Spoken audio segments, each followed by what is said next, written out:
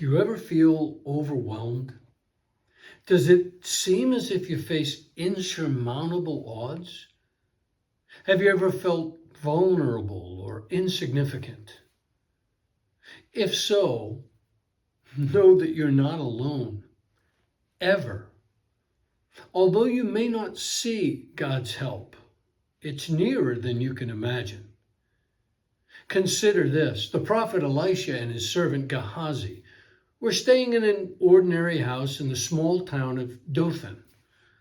The king of Aram sent a huge army with all their big equipment to kill Elisha. It seems that all of his battle plans against Israel kept leaking out because God revealed those plans to Elisha, and he would tell the king of Israel. So the plans never worked. So the king of Aram decides that the best way to deal with his problem is to kill the prophet. Gehazi gets up one morning and looks outside, and he finds that there are soldiers and horses and chariots everywhere he looks. They've surrounded the entire city. Well, as you might imagine, Gehazi flew into a panic, and he went to Elisha saying, "What will we do now? We're toast." But did Elisha panic? Did he run off screaming? No.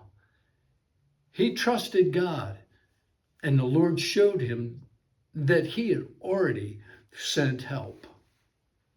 Elisha said to Gehazi, "Don't be afraid, for there are more on our side than on theirs."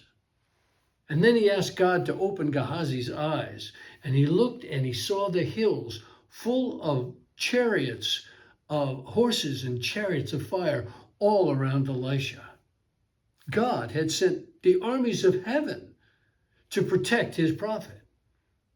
And Elisha then led that hostile army out as captives without anyone getting hurt, because the Lord had blinded their eyes, and then he later restored their sight. It's amazing what God will do when we trust him. Like Elisha, you're not alone when you face the challenges in your life. God is with you.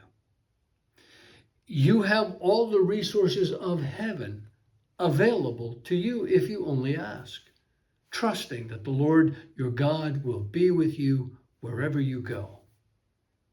Go into the days ahead with the confidence in God that David expressed in Psalm 27, where he wrote, "The Lord is my light and my salvation. Whom shall I fear? The Lord is the stronghold of my life. Of whom shall I be afraid? When the wicked advance against me to devour me, it is my enemies and my foes who will stumble and fall. Though an army besiege me, my heart will not fear. Though war break out against me, even then I will be confident. One thing I ask from the Lord, this only do I seek, that I may dwell in the house of the Lord all the days of my life, to gaze on the beauty of the Lord and to seek him in his temple. For in the day of trouble, he will keep me safe in his dwelling. He will hide me in the shelter of his sacred tent and set me high upon a rock." I'm Pastor Jeff Collins, and I want to encourage you to make it a great week.